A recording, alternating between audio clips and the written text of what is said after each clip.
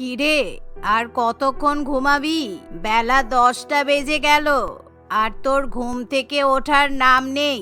এই শীত পড়লেই তোর ঘুমের ঘটা এত বেড়ে যায়, আমার আর ভালো লাগে না। কিছুদিন পর যখন বিয়ে হবে তখন শ্বশুর বাড়িতে গিয়ে এতক্ষণ ঘুমালে শাশুড়ি মা আর ননদ ঝ্যাঁটা মেরে তাড়িয়ে দেবে। এভাবেই সকাল 10টা বাজতে না বাজতেই রত্নাদেবী তার মেয়ে লীলার উপর চিৎকার চেঁচিমেচি শুরু করে দেয়।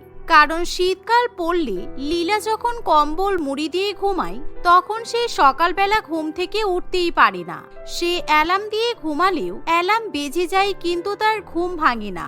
সেই কারণে লীলা পরপর 5টা-6টা অ্যালার্ম সেট করে, কিন্তু এতগুলো অ্যালার্ম বাজার পরও তার নাক ডাকার আওয়াজ বন্ধ হয় না। উফ মা, বিরক্ত করো না, সবে 10টা বাজে, এখনই ঘুমটা ভাঙিয়ে দিচ্ছ। আজকে আমি কলেজ যাব না, আমার ভালো লাগছে না, আমাকে একটু ঘুমাতে দাও না প্লিজ।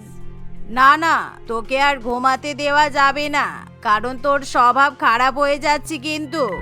এই বলে রত্নাদেবী লীলার ঘরের দরজা জানালা সব খুলে দেয়, যাতে ঘরে আলো ঢুকলে মেয়ের ঘুম ভেঙে যায়। কিছুক্ষণের মধ্যে লীলা কোনো মতে ঘুম চোখ খুলে বিছানার উপর উঠে বসে, কিন্তু এখনো পর্যন্ত তার চোখ থেকে ঘুম যেতেই চায় না। ও বাবারে, আমার বিয়েটা হলে বাঁচি, শ্বশুর বাড়িতে গিয়ে নাক ডেকে ঘুমাবো, আমাকে ডিস্টার্ব করার মতো কেউ থাকবে না। শাশুড়ি মা কিছু বললে ঘর থেকে তাড়িয়ে দেব, কিন্তু তুমি তো আমার মা, তাই তোমাকে আমি কিছু বলতেই পারি না। হ্যাঁ, শ্বশুর বাড়িতে যাবি তখন আমার কথা মনে পড়বে। এখন তাড়াতাড়ি খাট থেকে নেমে পড়, বিছানায় আর বসে থাকিস না। আর কলেজ যাবি না মানে? আজকে তো তোকে প্রজেক্ট সাবমিট করতে হবে, যা কলেজে চলে যা। মায়ের কথা শুনে লীলার কিছু করার থাকে না। সে কোনো মতে খাট থেকে নেমে ঘুমের ঘোরে বাথরুমে যায়, কিন্তু বাথরুমে বসে বসে সে প্রায় আধ ঘন্টা মতো ঘুমিয়ে নেয়। এভাবেই কোনো মতে তৈরি হয়ে সে কলেজ যাবে। এমন সময় তার মা তাকে মুখে তুলে খাবার খাইয়ে দেয়। সত্যি বাপের বাড়ির মতো আরাম মেয়েদের জীবনে হয়তো কোথাও হতে পারে না। লীলা সেটা বুঝতে পারে বিয়ের পর, কারণ এরই মধ্যে লীলার সাথে দীপকের ধুমধাম করে বিয়ে হয়।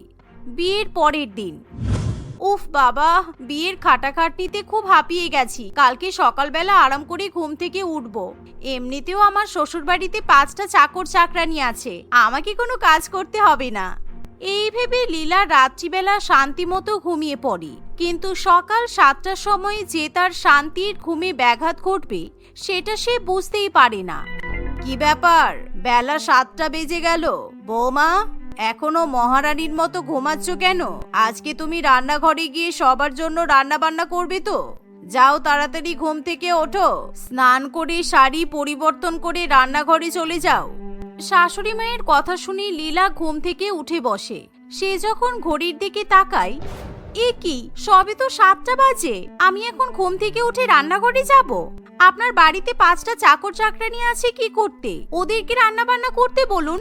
আমি যখন বাপের বাড়িতে ঘুমাতাম তখন তো সকাল 7টার সময় আমার মাঝরাত্রি হতো, আমি এত তাড়াতাড়ি ঘুম থেকে উঠতে পারবো না। ছি, কি সাংঘাতিক বাবারে বাবা, বলে নাকি সকাল 7টার সময় মাঝরাত্রি। তুমি যদি এখন ঘুম থেকে উঠতে না পারো তাহলে কিন্তু আজকে তোমার একদিন আমার একদিন, কারণ এটা তোমার বাপের বাড়ি নয়, এখন তোমার বিয়ে হয়ে গেছে, এটা তোমার শ্বশুর বাড়ি। শাশুড়ি মায়ের কথা শুনেও লীলা কিছুতেই কম্বল ছেড়ে উঠতে চায় না, যার ফলে ঝিমলি দেবী ভীষণই রেগে যায়। তাই সে হাড় কাঁপানো ঠান্ডার মধ্যে বাথরুম থেকে 1 বালতি জল নিয়ে এসে তার নতুন বৌমার গায়ে জল ঢেলে দেয়। এরকম শীতের মধ্যে ঠান্ডা ঠান্ডা জল ঢেলে দেওয়ার ফলে লীলা ভীষণই ভয় পেয়ে যায়, আর সে কাঁপতে কাঁপতে ঘুম থেকে উঠে বিছানার উপর বসে পড়ে। ওরে বাবারে, কি শীত, উফ কি ঠান্ডা, আপনি এই শীতের মধ্যে আমার গায়ে ঠান্ডা জল ঢেলে দিলেন, আপনার কি কোনো মায়া দয়া নেই? আমার মোটেই ঘুম ভাঙতে চাইছে না, আমার ঘুম পাচ্ছে। ঝিমলি দেবী কোনো কথা শুনতে চায় না, তাই লীলা বাধ্য হয়ে শীতের মধ্যে কোনো রকমের শাড়ি পরিবর্তন করে ঘুম ঘুম চোখ নিয়ে রান্নাঘরে যায়। রান্নাঘরে যাওয়ার পর সে দেখে সেখানে বিভিন্ন রকম শাকসবজি, মাছ, মাংস ইত্যাদি সাজানো আছে, কারণ নতুন বৌমাকে আজকে নাকি 100 রকমের খাবার রান্না করতে হবে। আমরা বাড়িতে মাত্র 4 জন, কিন্তু এত রকমের রান্না কে খাবে? আমার মেয়ে আর আমি আমাদের বান্ধবীদের নিমন্ত্রণ করেছি, তাই তুমি সবাইকে রান্না করে খাওয়াবে। আমার মেয়ে কিন্তু কম্বল মুড়ি দিয়ে এখন আরাম করে ঘুমাচ্ছে, তাই তুমি ওকে ব্রেকফাস্টটা ঘরে দিয়ে আসবে। কিন্তু কোনো রকম কোনো শব্দ করবি না, যাতে ওর ঘুম না ভেঙে যায়, কেমন? নিজের পেটের মেয়ে সুখে শান্তিতে বেলা 12টা পর্যন্ত ঘুমাবে, তার বেলায় কোনো অসুবিধা নেই। আর আমাকে সকাল 7টার সময় ঘুম থেকে তুলে রান্নাঘরে পাঠিয়ে দিয়েছে। মা ঠিক কথাই বলতো যে বাপের বাড়িতে অনেক আরাম। আমি কি সুন্দর আরাম করে বেলা পর্যন্ত ঘুমাতাম, আমাকে কোনো কাজও করতে হতো না। কিন্তু শ্বশুর বাড়িতে আসার পর আমার উপর অত্যাচার করা হচ্ছে। ও মা, তুমি কেন আমার বিয়ে দিলে? মনে মনে এসবই ভাবতে ভাবতে লীলা রান্না বান্না শুরু করে, কিন্তু তার যেন রান্নায় মন বসে না। বিছানা থেকে ঘুমানোর জন্য বারবার টানতে থাকে। এভাবে রান্না করতে করতেই সে রান্নাঘরের একটা কোণায় বসে ঘুমিয়ে পড়ে। এমন সময় সে বাপের বাড়িতে আরাম করে ঘুমানোর স্বপ্ন দেখে। মা, বোন কোথায় গো? এখনো ঘুমাচ্ছে নাকি ও? হ্যাঁ, সবে মাত্র 10টা বাজে। তোর বোনের এত তাড়াতাড়ি সকাল হবে? 10:30 11টা বাজুক, তারপর ঘুম থেকে উঠবে। মহারানীকে আবার বিছানার ওপর খাবার দিয়ে আসতে হবে। তোর বোনকে নিয়ে আমি আর পারছি না রে। এমন সময় লীলা ঘুম থেকে উঠে হাই তুলতে তুলতে ব্রেকফাস্ট টেবিলে আসে। এ কি বোন, কোন দিকে সূর্য উঠলো? তুই সকাল 10টার সময় ঘুম থেকে উঠে পড়লি? তুই তো 11টার আগে কোনোদিনই ঘুম থেকে উঠিস না। চুপ কর, বেশি কথা বলিস না। আমার মনে আছে আজকে তো জন্মদিন, তাই হ্যাপি বার্থডে। মা, দাদা জন্মদিনের পায়েসটা আমি রান্না করব, তুমি রান্নাঘর থেকে বেরিয়ে এসো। ধন্যবাদ তোমাকে। এখন বেলা 11টার সময় ঘুম থেকে উঠে তোমাকে আর দাদার জন্য পায়েস রান্না করতে হবে না। বিয়ের আগে এত রান্না বান্না করলে তো হাত পুড়ে যাবে, গায়ের রং কালো হয়ে যাবে। তাই রান্নাঘরে যাওয়ার কোনো দরকার নেই। আমি সব রান্না বান্না করে নিয়েছি, তুমি শুধু খেয়ে আমাকে উদ্ধার করো। হ্যাঁ বোন, তোকে রান্না বান্না করতে হবে না। তুই আমাদের বাড়িতে খাবি দাবি আর ঘুমাবি, আর ওটাই তো তোর কাজ। বিয়ের পর কোথায় চলে যাবি কি জানি, তাই তোকে কোনো কাজবাজ করতে হবে না। তুই শুধু আরাম কর। মা এবং দাদার মুখে এমন কথা শুনে লীলা খুবই খুশি হয়। তাই সে তাড়াতাড়ি ব্রেকফাস্ট খেয়ে আবার ঘরে গিয়ে কম্বল চাপা দিয়ে ঘুমিয়ে পড়ে। আর আজকে শ্বশুর বাড়িতে রান্নাঘরে ঘুমিয়ে ঘুমিয়ে লীলা পুরানো দিনের স্বপ্ন দেখতে থাকে। ঠিক এমন সময় লীলার শাশুড়ি মা এবং ননদ রান্নাঘরে আসে। এই অলক্ষণে বউ, তুমি রান্না করতে করতে রান্নাঘরে ঘুমিয়ে পড়লে। আমার সব রান্না বান্না তো পুড়ে গেল। হাই রে, এবার কি হবে? কেন যে এই মেয়েটাকে এই বাড়ির বৌমা বানিয়ে নিয়ে আসতে গেলাম কি জানি। ঠিক কথাই বলেছো মা, এই মেয়ে তো কোনো কাজেরই নয়। বৌদি, তুমি যেটা আজকে করলে একদম কিন্তু ঠিক করনি। কালকে থেকে যেন এরকম না হয়। আর হ্যাঁ, আমি আমার জামা কাপড় সব বাথরুমে রেখে দিয়েছি, তুমি পরিষ্কার করে ধুয়ে দেবে। তার আগে এই পোড়া বাসনগুলো সব ধুয়ে ফেলো। এই বলে লীলার শাশুড়ি মা এবং ননদ সেখান থেকে চলে যায়। আর লীলা এদিকে রান্নাঘরে দাঁড়িয়ে শীতের মধ্যে বাসনপত্র ধুয়ে নেয় এবং বাথরুমে গিয়ে ননদের জামা কাপড়ও কেচে দেয়। এভাবেই দেখতে দেখতে কয়েকদিন কাটে। লীলা আগে বাপের বাড়িতে শীতকালে অনেক বেলা পর্যন্ত ঘুমালেও এখন তাকে শ্বশুর বাড়িতে সকাল 7টার মধ্যেই ঘুম থেকে উঠে পড়তে হয়। এমনই একদিন সকাল 7টার সময় লীলা ঘুম থেকে উঠে দেখে তার শাশুড়ি মা তখনও পর্যন্ত আরাম করে ঘুমাচ্ছে। আমাকে ঘুম থেকে উঠতে বলে নিজে আরাম করে ঘুমাচ্ছে। যাক বাবা, ভালো হয়েছে। আমি বরঞ্চ একটু সোফার উপর বসে ঘুমিয়ে পড়ি, তাহলে কেউ আর কিছু বুঝতে পারবে না। এই বলে লীলা সোফার উপর ঘুমিয়ে পড়ে। কিন্তু ততক্ষণে তার শ্বশুরবাড়ির লোকেরা ঘুম থেকে উঠে ড্রয়িং রুমে চলে আসে। দেখেছো গিন্নি, আমরা সবাই ঘুম থেকে উঠে পড়লাম, আর তোমার বৌমার ঘুম ভাঙছে না। এবার আমাদের চা করে কে খাবে বলো তো? আমার মেয়ের শরীরটাও তো ভালো না। মেয়ের ঘরে তো আদা চা দিয়ে আসার কথা বলা হয়েছিল, কিন্তু তোমার বৌমার তো কোনো হুঁশই নেই। দাঁড়াও, ওকে মজা দেখাচ্ছি। এমন সাজা দেব যে জীবনে আর এত দেরি করে ঘুমানোর কথা ভাবতে পারবে না। এই বলে ঝিমলি দেবী রান্নাঘরে গিয়ে লঙ্কা বাটা নিয়ে আসে, আর সেই ইচ্ছা মতো তার বৌমার চোখে লঙ্কা বাটা লাগিয়ে দেয়, যার ফলে লীলা যন্ত্রণায় ছটফট করতে শুরু করে। এরকম ঘুমের মধ্যে আচমকা চোখে লঙ্কা যাওয়ার ফলে সে কিছুক্ষণের জন্য কিছু দেখতেই পায় না। আমার চোখ খুব জ্বালা করছে, আমি কিছু দেখতে পাচ্ছি না কেন? আমার খুব ভুল হয়ে গেছে মা, আমি কখনো বেলা পর্যন্ত ঘুমাবো না। দয়া করে আমাকে আর শাস্তি দেবেন না। এভাবেই লীলা যন্ত্রণায় ছটফট করতে করতে রান্নাঘরে গিয়ে চোখে জলের ছিটা দেয়। আস্তে আস্তে তার চোখ স্বাভাবিক হয়, কিন্তু তবুও তার চোখ ভীষণই জ্বালাপোড়া করে। সেই অবস্থাতেই লীলাকে শ্বশুরবাড়ির পরিবারের জন্য কাজকর্ম করতে হয়। অন্যদিকে লীলার ননদ স্বপ্না শুধুমাত্র বিছানায় বসে আরাম করে, কারণ সে বাড়ির মেয়ে বলে কথা। কিরে মা, তুই এত তাড়াতাড়ি ঘুম থেকে উঠলি কেন? সবেমাত্র বেলা 11টা বাজে। যা আর একটু ঘুমিয়ে নে মা। এত তাড়াতাড়ি ঘুম থেকে ওঠার কোনো দরকার নেই, তোর বৌদি আছে তো বাড়ির সব কাজ করে দেবে। শাশুড়ির মুখে এরকম কথা শুনি লীলার ভীষণ খারাপ লাগে, যার ফলে সে প্রতিটা মুহূর্তে বাপের বাড়ির কথা মনে করতে থাকে। তার উপর আজকে লীলার জন্মদিন, কিন্তু সেই ব্যাপারে তার শ্বশুরবাড়ির লোকেদের কোনো ভ্রুক্ষেপ থাকে না। কিন্তু এর আগে লীলা যখন বাপের বাড়িতে থাকতো, তখন সে নিজের জন্মদিনেও বেলা 11টার সময় ঘুম থেকে উঠত।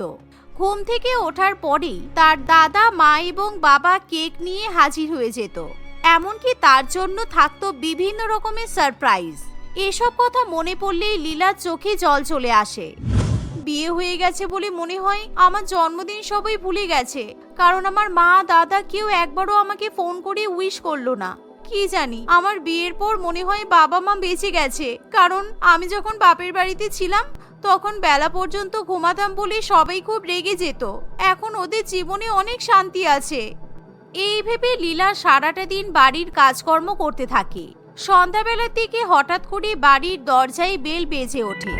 লীলার শ্বশুরবাড়ির লোকেরা দরজা খুলে লীলার মা এবং দাদাকে হাতে কেক নিয়ে দাঁড়িয়ে থাকতে দেখে। বোন, তোর জন্মদিন আর তুই ভাবলি কি করে যে আমরা ভুলে যাবো? তাই তোকে সারপ্রাইজ দেওয়ার জন্য আমরা চলে এলাম।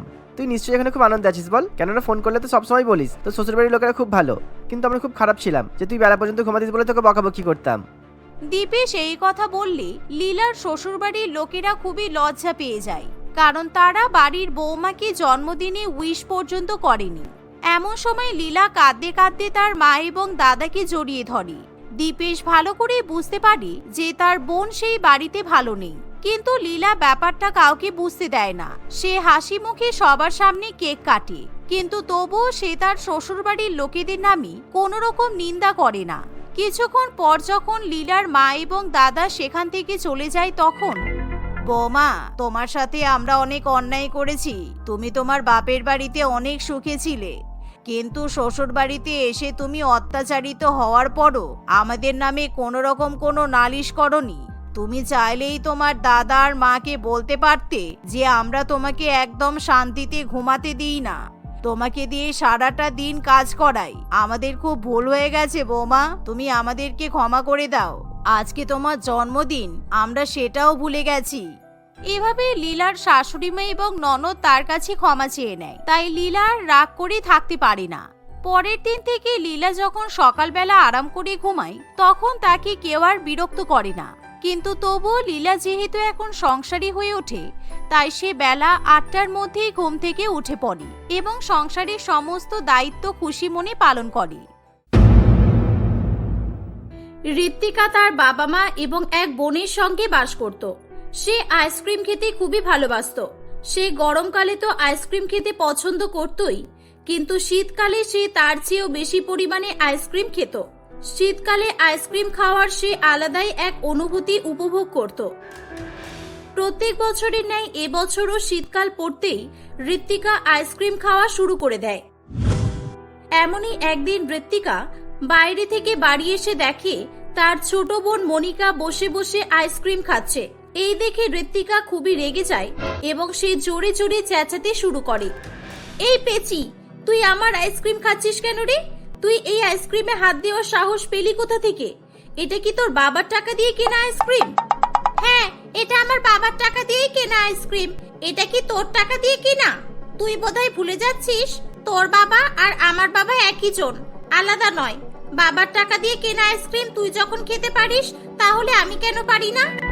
হ্যাঁ, মানছি এটা বাবার টাকা দিয়ে কেনা, কিন্তু এই আইসক্রিমটা আমি কিনে এনেছিলাম। এটা আমি আমার জন্য কিনে এনেছিলাম, তোর জন্য নয়। তুই জানিস না শীতকালে আমি আইসক্রিম খেতে ভালোবাসি, সেই জন্য আমি ফ্রিজে আইসক্রিম স্টোর করে রাখি। তুই তো তোর কোনো জিনিসে আমাকে হাত দিতে দিস না। ও আচ্ছা, আর আমি যে সেদিন ফ্রুটি দিয়ে আইসক্রিম বানিয়েছিলাম, সেটা তুই কেন গিলেছিলি? আমার জিনিসগুলো তো খেতে খুব ভালো লাগে। ওরে হারামি রে, ওই ফ্রুটিটা আমি কিনে এনেছিলাম, তুই শুধু আইসক্রিমটা বানিয়েছিলি, আমি অত কিছু জানি না। আমার আইসক্রিমটা দে, যতটা খেয়েছিস ঠিক আছে, বাকিটা আমাকে দে। এই বেশি ফটর ফটর করবি না তো। আমি তোর মতো রাক্ষস না যে লোকের খাবারে আমি নজর দেব। এটা আমার আইসক্রিম, আমি এটা কিনে এনেছি। তোর আইসক্রিম ফ্রিজে ছিল, ফ্রিজেই আছে। যা গিয়ে দেখ। আগে চোখ দিয়ে ভালো করে দেখবি, তারপর আমাকে কথা শোনাবি। পেতনি একটা। এটা আগে বললেই পারতিস, তাহলে শুধু শুধু কেন আমার সময় নষ্ট করলি? শয়তান মেয়ে একটা। এই বলে ঋত্বিকা ফ্রিজ থেকে আইসক্রিম নিতে চায়। সে দেখে ফ্রিজে একটা আইসক্রিম রাখা আছে। আইসক্রিমটা দেখতে পেয়ে ঋত্বিকা খুবই খুশি হয়ে আইসক্রিমটা নিয়ে খেতে চায়, কিন্তু সে দেখে যে আইসক্রিমটা একটা প্লাস্টিকের তৈরি নকল আইসক্রিম। সে খুবই রেগে যায়। শয়তান মেয়ে আমার আইসক্রিমটা খেয়ে নিয়ে প্লাস্টিকের আইসক্রিম রেখে আমাকে ঠকিয়েছে। আজকে আমি ওকে মেরেই ফেলবো। ঋত্বিকা তার বোনের কাছে যায় এবং তার গালে ঠাসিয়ে একটা চড় মারে। সেই সঙ্গে মনিকার হাতে যে অল্প একটু আইসক্রিম খেতে বাকি ছিল সেটা কেড়ে নিয়ে সে খেয়ে নেয়। আইসক্রিম খাওয়া নিয়ে দুই বোনের মধ্যে ঝগড়া লড়াই বেঁধে যায়।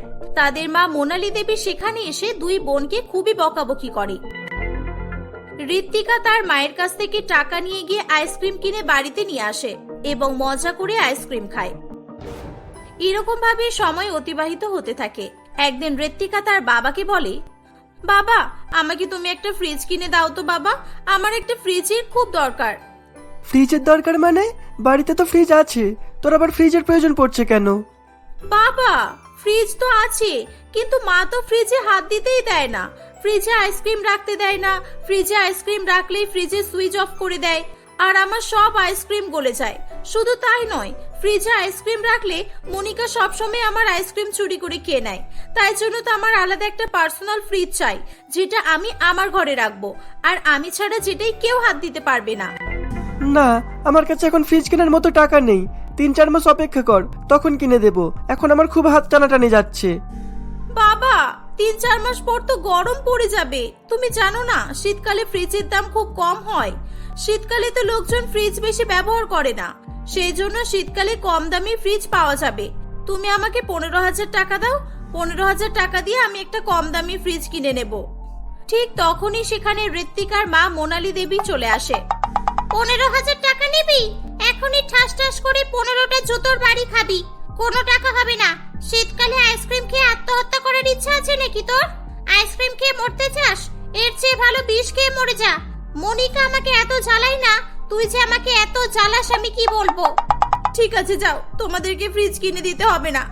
এভাবেই ঋত্বিকা তার বাবা মায়ের উপর রাগ করে সেখান থেকে চলে যায়। কয়েকদিনের মধ্যেই ঋত্বিকা তার জন্য একটা নতুন ফ্রিজ কিনে বাড়িতে নিয়ে আসে। তাকে নতুন ফ্রিজ নিয়ে আসতে দেখে বাড়ির সকলেই অবাক হয়ে যায়। কি রে, তুই নতুন ফ্রিজ কি করে কিনে আনলি? এই তোমাকে না আমি টাকা দিতে বারণ করেছিলাম, তুমি আমাকে না জানিয়ে টাকা দিয়ে দিলে। তোমার কি মেয়েটাকে মারার ইচ্ছা হয়েছে? আরে না, আমি একে টাকা দিইনি। আমি জানি না কোথায় টাকা পেয়েছে। কি রে মা, তুই ফ্রিজ কেনার টাকা কোথা থেকে পেলি? বল, কে দিল তোকে এত টাকা? আমি স্কলারশিপে 30,000 টাকা পেয়েছি। সেই টাকা দিয়েই আমি 15,000 টাকা দিয়ে একটা ফ্রিজ কিনেছি, আর বাকি টাকা আমি আইসক্রিম অর্ডার করে দিয়ে এসেছি। দোকানদার প্রত্যেকদিন আমাকে 20টা করে আইসক্রিম দিয়ে যাবে বলেছে। দেখেছো দেখেছো, তোমার মেয়েটার অবস্থা একবার দেখেছো? এই শীতকালের মধ্যে নাকি প্রত্যেকদিন 20টা করে আইসক্রিম খাবে। আমি বলছি শোনো, তুমি এই মেয়েকে তাড়াতাড়ি বাড়ি থেকে বিদায় করো, না হলে কিন্তু এই মেয়েকে তুমি আর বাঁচাতে পারবে না। এই দিদি, আমাকেও আইসক্রিম দিবি তো রে? বেশি নয়, আমাকে রোজ 2টো করে আইসক্রিম দিলেই হবে। এই তুইও তো দেখছি তোর দিদির মতো হয়ে যাচ্ছিস। তোদের দুজনকে নিয়ে আমি কি যে করব আমি কিছুই বুঝতে পারছি না। আমি কি বাড়ি ছেড়ে চলে যাব? হ্যাঁ, হে উপরওয়ালা, তুমি আমাকে তুলে নাও। শীতকালে কোনো মানুষ এত আইসক্রিম কিভাবে খেতে পারে? এদের কি ঠান্ডা লাগে না? ঋত্বিকা তার বাবা মায়ের কোনো কথাই কান দিত না। সে তার ইচ্ছা মতো শীতকালে আইসক্রিম খেয়েই যেত। এরকম ভাবে বেশ কয়েকদিন কেটে যায়। একদিন ঋত্বিকা রাস্তার ধারে একটি আইসক্রিমের দোকানের সামনে দাঁড়িয়ে দাঁড়িয়ে আইসক্রিম খাচ্ছিল। ঠিক তখনই সেখান থেকে প্রদীপ নামে একটি ছেলে হেঁটে হেঁটে যাচ্ছিল। তখন হঠাৎ করে প্রদীপের পাশ থেকে একটি গাড়ি দ্রুত গতিতে ধেয়ে চলে যায়। গাড়িটি প্রদীপের প্রায় গা ঘেঁষে চলে গিয়েছিল। প্রদীপ খুব ভয় পেয়ে নিজেকে বাঁচানোর জন্য পেছনের দিকে সরে দাঁড়ায়। প্রদীপের ঠিক পেছনেই ঋত্বিকা দাঁড়িয়ে দাঁড়িয়ে আইসক্রিম খাচ্ছিল। এর ফলে প্রদীপের সঙ্গে ঋত্বিকার খুব জোরে ধাক্কা লাগে এবং ঋত্বিকার হাত থেকে আইসক্রিম পড়ে গিয়ে নষ্ট হয়ে যায়। এই, তুমি আমার আইসক্রিমটা ফেলে দিলে কেন? তুমি চোখে দেখতে পাও না? সরি, আসলে আমি বুঝতে পারিনি। আমি নিজেকে বাঁচানোর জন্য রাস্তার ধারে সরতে গিয়ে তোমাকে ধাক্কা লেগে গেছে। প্লিজ কিছু মনে করো না, ক্ষমা করে দাও আমাকে। আমি ইচ্ছা করে করিনি, ট্রাস্ট মি। না, আমি তোমাকে ক্ষমা করতে পারবো না। তুমি আমার একটা আইসক্রিম নষ্ট করেছো, এখন আমাকে 10টা আইসক্রিম কিনে দিতে হবে, তখনই আমি তোমাকে ক্ষমা করব, না হলে নয়। ওরে বাবা, এই কনকনে শীতের মধ্যে তুমি 10টা আইসক্রিম কিভাবে খাবে? বুঝেছি, তোমার কাছে 10টা আইসক্রিম খাওয়ানোর টাকা নেই, তাই তো? এই জন্য তুমি এরকম বলছো। আমি শীতকালে 10টা কেন, 1000টা আইসক্রিমও খেতে পারবো। তুমি আমাকে আইসক্রিম খাওয়াবে কিনা বলো, না হলে আমি যাচ্ছি। আরে না, আমি কখন বললাম আইসক্রিম খাওয়াবো না? আসলে প্রথমবার এরকম কাউকে দেখছি যে শীতকালে এত বেশি আইসক্রিম খেতে পারে, সেই জন্য আমি একটু অবাক হলাম, জাস্ট, আর কিছু না। এই যে দোকানদার, এনাকে 10টা আইসক্রিম দিন তো। নাও, এবার মজা করে আইসক্রিমগুলো খাও। দিন। তুমি খুব ভালো, আর তোমার মনও খুব ভালো। তোমার নাম কি গো? এভাবে ঋত্বিকা ও প্রদীপ একে অপরের সঙ্গে আলাপ পরিচয় করতে থাকে। ঋত্বিকা আইসক্রিম খেতে খেতে প্রদীপের সঙ্গে মন খুলে কথা বলে। ঋত্বিকাকে ঠান্ডার মধ্যে আইসক্রিম খেতে দেখে প্রদীপ অবাক দৃষ্টিতে তার দিকে তাকিয়ে থাকে। ঋত্বিকা ও প্রদীপ একে অপরের নম্বর এক্সচেঞ্জ করে। কিছুদিনের মধ্যেই তারা একে অপরকে পছন্দ করে ফেলে এবং তারা তাদের বাড়িতে তাদের সম্পর্কের ব্যাপারে জানায়। দুই পরিবারের সহমতে কিছুদিনের মধ্যেই তাদের বিয়ে হয়ে যায়। বিয়ের পর, কি গো প্রদীপ, তোমাকে আমি রোজ রোজ বলি আমার জন্য আইসক্রিম কিনে নিয়ে আসবে, তুমি আমার জন্য আইসক্রিম কিনে আনো না কেন বলো তো? বিয়ের আগে তো আমাকে অনেক আইসক্রিম খাওয়াতে। আরে, কোনো দোকানে আইসক্রিম পাওয়া যাচ্ছে না। শীতকালে কেউ আইসক্রিম খায় না বলে দোকানদার আইসক্রিম বিক্রি করা বন্ধ রেখেছে, বুঝেছো? আমি জানি তুমি আমাকে মিথ্যা কথা বলছো। তুমি ভাবছো এই শীতের মধ্যে আমি আইসক্রিম খেয়ে অসুস্থ হয়ে পড়বো, তাই না? তুমি আমাকে বোকা বানাতে পারবে না। আমি কালকেই তোমাদের লোকাল মার্কেটে গিয়ে আইসক্রিম খুঁজে আনবো, আর যদি কোনো দোকানে আমি আইসক্রিম পেয়ে গেলাম তাহলে কিন্তু তোমার খবর আছে। ঠিক আছে, তোমার মনে হচ্ছে আমি মিথ্যা কথা বলছি, তাই তো? তুমি কালকে নিজেই গিয়ে দেখে নেবে আইসক্রিম পাও কিনা। পরের দিন ঋত্বিকা তাদের লোকাল মার্কেটে গিয়ে আইসক্রিম খুঁজতে থাকে, কিন্তু মার্কেটে কোনো দোকানে সে আইসক্রিম পায় না। ঋত্বিকার মন খুব খারাপ হয়ে যায়। তার মন কিছুতেই মানতে চায় না। সে তন্ন করে আরো দোকানগুলোতে আইসক্রিম খুঁজতে থাকে। শেষ পর্যন্ত সে ছোট্ট একটা দোকানে গিয়ে বলে, এই যে দাদা, আপনার কাছে আইসক্রিম আছে? আইসক্রিম যে কোনো ফ্লেভার, যে কোনো রকমের, যে কোনো দামে, যে কোনো কোয়ালিটির আইসক্রিম হলেই হবে। প্লিজ দাদা, না করবেন না, আমি অনেক আশা নিয়ে আপনার কাছে এসেছি। ওরে বাবা, এই মেয়েটা তো দেখছি আইসক্রিমের জন্য পাগল। এই তো, এটাই ভালো সুযোগ। এরকম একটা খরিদ্দারের দরকার ছিল আমার কাছে গরমকালে কিনে রাখা আইসক্রিমগুলো বেঁচে গেছে। শীতকাল পড়ে যাবে, এই আইসক্রিমগুলো তো কেউ খাচ্ছেও না। আইসক্রিমগুলোর ডেটও মনে হয় ওভার হয়ে গেছে। ঠিক আছে, কোনো ব্যাপার না। আমাকে চালাকি করে এই সমস্ত আইসক্রিমগুলো এই মেয়েটাকে বিক্রি করে দিতে হবে। হ্যাঁ, এটাই সুযোগ। এই সুযোগটাকেই কাজে লাগাতে হবে। কি হলো দাদা, আইসক্রিম আছে কিনা বলছেন না কেন? বলুন না, আইসক্রিম আছে? হ্যাঁ, আমার কাছে আইসক্রিম আছে। কটা আইসক্রিম লাগবে বলো না, যে কটা বলবে সে কটাই পেয়ে যাবে। উফ, ভাগ্যিস পেলাম শেষ পর্যন্ত। এখন আপাতত 5টা আইসক্রিম দিন, আমি প্রত্যেকদিন আপনার কাছ থেকে এসে আইসক্রিম নিয়ে যাব। আপনি আমাকে ছাড়া অন্য কাউকে আইসক্রিম দেবেন না প্লিজ। দরকার পড়লে আমি আইসক্রিমের ডবল দাম দেবো আপনাকে। না, আমার দোকানে এমনিও কেউ আইসক্রিম কিনতে আসে না। যা শীত পড়ছে, মানুষজন তো জল খাওয়াই বন্ধ করে দিচ্ছে, আইসক্রিম তো দূরের কথা। ঋত্বিকা দোকানদারের কাছ থেকে ডেট ওভার হয়ে যাওয়া আইসক্রিম কিনে নিয়ে এসে মজা করে খায়। সে আইসক্রিমের প্রতি এতটাই আসক্ত ছিল যে সে একবারের জন্য আইসক্রিমের প্যাকেটটার এক্সপায়ারি ডেট দেখার চেষ্টা করে না। এরকম ভাবে প্রায় 1 মাস কেটে যায়। প্রত্যেকদিন এক্সপায়ার্ড হয়ে যাওয়া আইসক্রিম খাওয়ার ফলে ঋত্বিকা ধীরে ধীরে অসুস্থ হতে শুরু করে। সে অনেক বেশি দুর্বল হয়ে পড়ে। সেই সঙ্গে সে প্রচন্ড পরিমাণে বডি পেন অনুভব করে। ঋত্বিকার এমন অবস্থা দেখে প্রদীপ তাকে ডাক্তারের কাছে নিয়ে যায়। ডাক্তার ঋত্বিকার অনেক রকমের টেস্ট করার পর জানায়, আপনার ওয়াইফের শরীরে আমরা পয়জন খুঁজে পেয়েছি। দীর্ঘদিন ধরে উনি কোনো বিষাক্ত জিনিস খেয়েছেন। যতদূর সম্ভব আমার মনে হয় ইনি কোনো ডেট এক্সপায়ার হওয়া খাবার খেয়েছেন। ইনি বাইরে থেকে কি কোনো খাবার কিনে খান?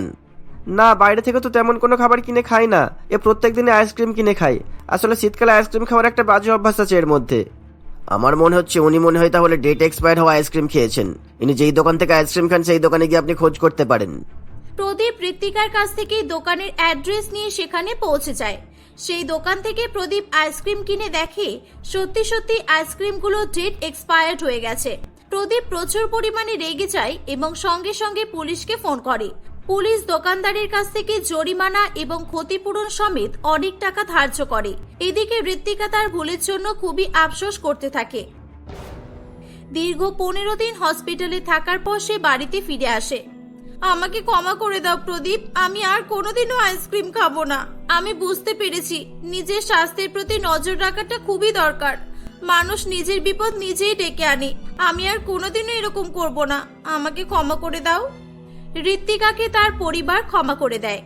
ঋত্বিকা সেদিনের পর থেকে তার স্বাস্থ্যের প্রতি নজর রাখতে শুরু করে। সে শীতকালে আইসক্রিম খাওয়া পুরোপুরি বন্ধ করে দেয়। গ্রীষ্মকালে আইসক্রিম খেলেও সে লিমিটের মধ্যেই আইসক্রিম খেত।